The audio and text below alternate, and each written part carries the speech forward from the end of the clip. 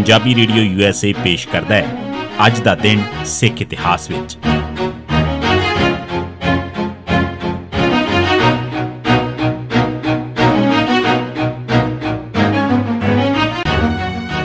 सिख इतिहास दीआं घटनावां च 8 जनवरी का दिन 1691 पटियाला रियासत के बानी आला सिंह का जन्म। पटियाला रियासत के बानी आला सिंह का जन्म 8 जनवरी 1691 के दिन भाई राम सिंह के घर होया। आला सिंह का जन्म फूल जिला बठिंडा च होया सी ते उन्हां दा विआह खन्ना के भाई काला की बेटी फतो यानी फतेह कौर नाल होया सी। 1714 च वो 30 पिंडां की एक निक्की जी रियासत के चौधरी बने। 1723 च उन्होंने होर पिंडां ते भी कब्जा कर लिया। बरनाला उन्हां दी राजधानी सी ते 1731 च उन्होंने रायकोट के राय कल्ला नूं हराया। इस मगरों छाजली लौंगोवाल दिड़बा शेरों वगैरह भी जित लए। इस मगरों उन्होंने बठिंडा ते भी कब्जा कर लिया। उन्होंने 1732 च खंडे की पौल लई ते उन्होंने 1753 च पटियाला नगर की नींह रखी। 1761 च उन्होंने मराठियां का साथ दिता जिस ते अहमद शाह दुरानी ने आला सिंह ते हमला करने का फैसला किया।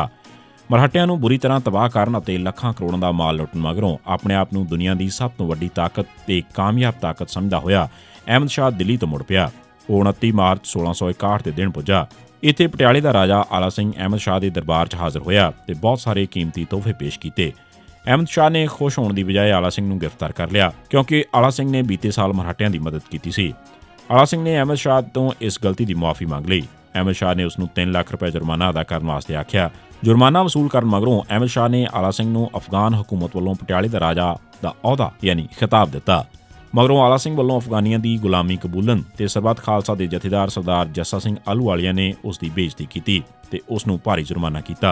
आला सिंह ने सरबत खालसा नूं जुर्माना अदा किया। 7 अगस्त 1765 के दिन उन्हां दी मौत हो गई। 1961 फतेह सिंह ने मरणवत छड्डिया। नਹਿਰੂ नाल मुलाकात संबंधी मास्टर तारा सिंह का फोन रात 7:30 बजे आया। इस मगरों मोर्चा कमेटी ने वर्त खुलवाउण का फैसला किया। फतेह सिंह का वर्त खुलवाउण का इंतजाम किया गया। उस वेले गोपाल सिंह कौमी आके पहुंचा तो कहण लगा बाबा जी वर्त ना छड्डना कुछ नहीं जे मिलिया। इस ते फतेह सिंह के सेवादार ने कौमी नूं चुप करवाउण वास्ते किरपान कढ लई। सारी मोर्चा कमेटी नाराज़ हो गई। उन्होंने 9 जनवरी नूं सवेरे 9 बजे दीवान च मंजूरी लैके वर्त खोलण का ऐलान किया पर अगले दिन सवेरे 8:30 बजे ही वन वर्त खोल दिता गया। फतेह सिंह नूं 5 प्यारिਆਂ ਵੱਲੋਂ ਵਰਤ ਛੱਡਣ ਦੀ ਅਪੀਲ ਕੀਤੀ ਗਈ ਸੀ। ਇਹ 5 ਸੀਨੀਅਰ ਗ੍ਰੰਥੀ ਸਨ ਚੇਤ ਸਿੰਘ, ਕਿਰਪਾਲ ਸਿੰਘ, ਫੌਜਾ ਸਿੰਘ, ਬਖਸ਼ੀਸ਼ ਸਿੰਘ ਤੇ ਮੋਹਨ ਸਿੰਘ। ਗਿਆਨੀ ਚੇਤ ਸਿੰਘ ਨੇ ਚਾਂਦੀ ਦੇ ਗਲਾਸ 'ਚ ਫਲਾਂ ਦਾ ਰਸ ਪਿਲਾ ਕੇ ਫਤਿਹ ਸਿੰਘ ਦਾ ਵਰਤ ਖੁਲਵਾਇਆ। ਸੰਗਤ ਜਦੋਂ ਪਹੁੰਚੀ ਤਾਂ ਉਹਨਾਂ ਬਹੁਤ ਨਾਰਾਜ਼ਗੀ ਦਿਖਾਈ ਕਿਉਂਕਿ ਵਰਤ 9 ਵਜੇ ਸੰਗਤ ਦੀ ਮਨਜ਼ੂਰੀ ਨਾਲ ਖੁੱਲ੍ਹਣਾ ਸੀ। ਲੋਕਾਂ ਨੇ ਹਰਚਰਨ ਸਿੰਘ ਹੁੰਡਿਆਰਾ ਨੂੰ ਧੱਕੇ ਮਾਰੇ ਕਿਉਂਕਿ ਉਹ ਹੁੰਡਿਆਰੇ ਨੂੰ ਮੁੱਖ ਜ਼ਿੰਮੇਵਾਰ ਸਮਝ ਰਹੇ ਸਨ।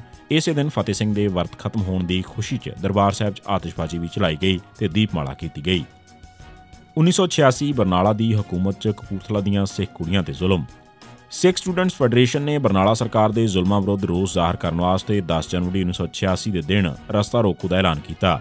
ਇਸ ਬਾਰੇ ਬਰਨਾਲਾ ਸਰਕਾਰ ਵੱਲੋਂ ਇਹ ਕਿਹਾ ਗਿਆ ਕਿ ਇਸ ਮੁਹਿੰਮ ਨੂੰ ਸਖਤੀ ਨਾਲ ਰੋਕਿਆ ਜਾਵੇਗਾ। ਰਸਤਾ ਰੋਕੂ ਨੂੰ ਫੇਲ ਕਰਨ ਵਾਸਤੇ 8 ਜਨਵਰੀ ਤੋਂ ਸਿੱਖ ਨੌਜਵਾਨਾਂ ਦੀਆਂ ਗ੍ਰਿਫਤਾਰੀਆਂ ਦਾ ਦੌਰ ਸ਼ੁਰੂ ਹੋ ਗਿਆ।